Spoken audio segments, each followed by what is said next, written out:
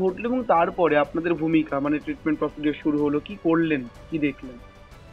আমাদের ওই সময় লাঞ্চ টাইম থাকে এই 1টা থেকে 2টোর দিকে। তো আমরা ওই সময় সিভিল হসপিটাল যেখানে নিউ ট্রমা সেন্টার আছে ওখানে ডক্টর রুমে বসে সবাই খাবার খাচ্ছিলাম।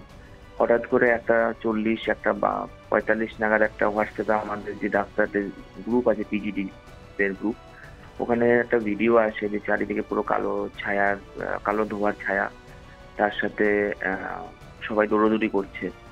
তো আমরা প্রথমে প্রাইমারিলি ভেবেছিলাম যে হয়তো কোনো আগুন লেগেছে বা কিছু একটা হয়েছে। বাট তারপরে আমাদের যে ডিপার্টমেন্টের হেড ডক্টর চিরাগ যে প্যাটেলের ওনার ফোন আসে। উনি হোয়াটসঅ্যাপে বলে দেন যে প্লেন ক্র্যাশ হয়েছে, আমাদের যে ইমার্জেন্সি টিম আছে সবাই প্রিপেয়ার থাকো, মাস ক্যাজুয়ালিটি আসতে চলেছে। তো সেই হিসাব মতো আমরা সেভাবে সবাই তৈরি থেকে সিস্টারদের সাথে সবাই কন্ট্যাক্ট করে এখানে আম, অনেক রকমের স্টাফ, অনেক প্রচুর স্টাফ এসেছিল অ্যান্ড বাইরে থেকে প্রাইভেট থেকে কনসালটেন্ট অ্যান্ড আর আদার নার্সিং স্টাফ ব্রাদার সবাই চলে এসেছিল উইদিন 30 মিনিট। আর এতটাই পেশেন্টদের আসছিল যে প্রথম 2-3 মিনিটের মধ্যে 10-12 জন পেশেন্ট একবারে চলে আসে। তাদের মধ্যে কারোর হাত পুড়ে গেছে, পা পুড়ে গেছে, মুখ পুড়ে গেছে, কারোর 20% বার্ন, কারোর 30% বার্ন, কারো 40% বার্ন। 1-2 জন এসেছিল অর্থোপেডিক পেশেন্ট যার পায়ে ফ্র্যাকচার ছিল, হাতে ফ্র্যাকচার ছিল। আর 1-2 জন ছিল যার মাইনার হেড ইঞ্জুরি ছিল, একটু রক্তপাত হচ্ছিল। স্টুডেন্টদের মধ্যে প্রথম যে একজন ব্রড ডেড আছে তার নাম আরিয়ান, যে প্রথম এসছিল। তার এত সেরকম ইনজুরি বাইরে থেকে বোঝা যাচ্ছিল না, শুধু পুরো শরীরটা শুধু মাত্র একদম 5-10% বার্ন ছিল। বাকি সময়টা মানে কোনো ভেতরে কিছু অর্গান ইনজুরি হয়েছিল, blunt chest trauma, blunt abdomen trauma হয়েছিল বলে হয়তো সাডেন কার্ডিয়াক অ্যারেস্ট হয়ে গেছিল। ওই জন্য আমি সিপিআর দিয়ে বাঁচাতে পারিনি। এরকম টোটাল 4 জন পেশেন্ট এসেছিল। 4 জন যে এমবিবিএস স্টুডেন্ট এসেছিল ওদের সেরকম যেরকম ফ্লাইটের যেরকম বডিগুলো হয়ে গেছিল একদম ব্ল্যাক চার্ট বডি, সেরকম হয়নি কারোর। তাদের কারোর হাত কাটা ছিল, কারোর বুকের হাড্ডি কাটা ছিল, কারোর হেড ইঞ্জুরি ছিল। তো কোনো না কোনো কারণবশত ওদেরও প্রাণটা হয়তো ডিফারেন্ট কারণে গেছে। আপনি প্রত্যেক মুহূর্তে দেখছেন যে একদম দলা পাকানো লাশ, যেগুলো একজন চিকিৎসক শুধু নয়, যে মানুষের জন্য অত্যন্ত অত্যন্ত অস্বস্তি। হাসপাতালের চারিদিকে এরকম মৃতদেহ, মর্গ রয়েছে, সেখানে মৃতদেহের স্তূপ। ঠিক, আমি বলবো না যে কেমন লাগছিল, নিশ্চিত ভালো লাগবে না, তবু সেই বিরক্তির সিচুয়েশন যদি একটু বলেন, অস্বস্তির সিচুয়েশন যদি একটু বলেন, ঠিক কি দেখছিলেন মানে? সময় ট্রমাতে যে জিনিসটা হয়েছিল যে প্রথম দিকে যেগুলো মাইনার বার্ন ছিল, খুব বেশি বড় বার্ন না, 10 to 15 to 20% বার্ন, ওটা আমরা মেনলি ম্যানেজ করতে পেরেছি, পেশেন্টরা সার্ভাইভেবল। তো ওদেরকে আমরা প্রথম প্রাইমারি ট্রিটমেন্ট দিই, কিন্তু ব্ল্যাক চার্ড বডি, কন্ট্রাকচার হয়ে গেছে, তার মধ্যে যা জীবনটা বেঁচে নেই, সেই রকম পেশেন্টকে ওইখান থেকে ডাইরেক্ট পোস্টমর্টম রুমে পাঠানো হয়ে গিয়েছিল। আর আমাদের পোস্টমর্টম রুমটা ট্রমা সেন্টারের পাশে একটু দূরে।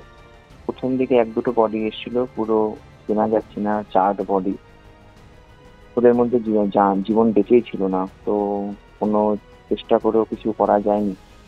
বাকিটা যেসব বডিগুলো আইডেন্টিফাই করাই যাচ্ছিল না, তাদেরকে পরবর্তীতে ডিএনএ মাধ্যমে ওরা শনাক্তকরণের চেষ্টা করেছে। অন্যরকম উৎকণ্ঠার মধ্যেই ছিল সবাই যে কিরকম, কারণ এত ভিড়, সেই ভিড়কে কন্ট্রোল করতেও পুলিশ মানে রীতিমতো নাজেহাল হয়ে যাচ্ছিল। হাসপাতালে যেন অনেকটা সেই শ্মশানের মধ্যে একটা পরিবেশ তৈরি হয়েছে। আপনাদের এই এই পরিস্থিতির মধ্যে কি কি ফিল করছেন, কিভাবে কাজ করছেন?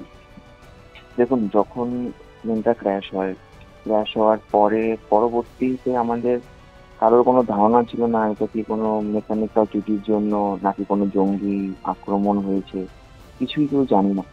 তো পরক্ষণেই যেটা করা হয়েছিল ডিপার্টমেন্টের পক্ষ থেকে, এমএসডি পক্ষ থেকে, যে পুরো হসপিটালটাকে একদম ক্লোজ করে দেওয়া হয়েছিল, পেশেন্ট ছাড়া আর কেউ আসতে পারবে না। বন্ধ, দেখুন যখন হয়েছিল সেই সময় মর্গের সামনে দিয়ে তো পুরো স্মোকিং একটা গন্ধ কন্টিনিউ চলেই যাচ্ছিল।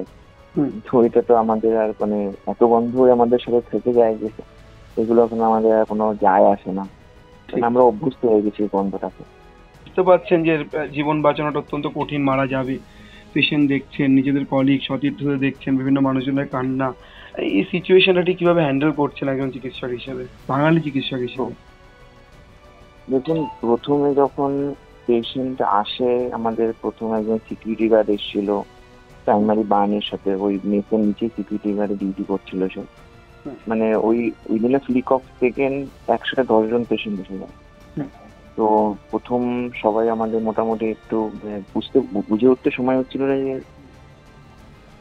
মানে এই প্রাইমারি ট্রিটমেন্টে আমাদের যেটুকু করা উচিত, কিন্তু এর সাথে 10 জন পেশেন্টকে একসাথে, কেননা তখন আমাদের স্টাফ পুরো ব্যাকআপ আসেনি। হুম।